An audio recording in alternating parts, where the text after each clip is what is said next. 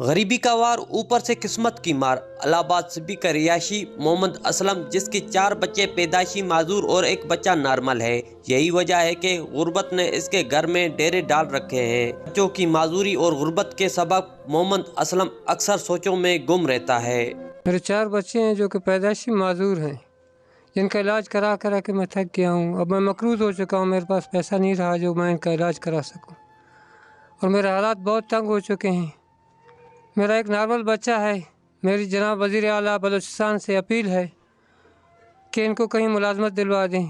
IG Balochistan police سے بھی میری اپیل ہے کہ ان کو، میرے نارمل بچے کو کہیں اب ملازمت دلا دے، اور مخیر حضرات سے بھی میری اپیل ہے کہ جو ان سے ہو سکے اپنے بچوں کے صدقے میں ان معذور بچوں کی مدد کریں۔ میرے نارمل بچے نے میرے نے جو ہے پولیس میں گزشتہ ماہ کاغذات جمع کرائے تھے، لیکن پتہ چلا کہ انٹرویو کینسل ہو گئے ہیں۔ اب اور دوسرے محکموں میں بھی انہوں نے جمع کرائے ہیں، لیکن جہاں بھی جاتے ہیں وہیں سے ان کو انکار ہوتا ہے۔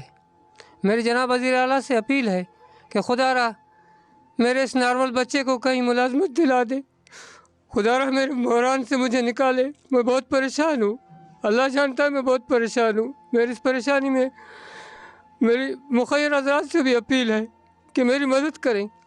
معذور بچوں کی ماں فوت ہونے کے بعد محمد اسلم ہی اپنے معذور بچوں کی دیکھ بھال کرتا ہے۔ غربت اور بچوں کی معذوری کا غم ہر وقت محمد اسلم کے سر پر سوار رہتا ہے۔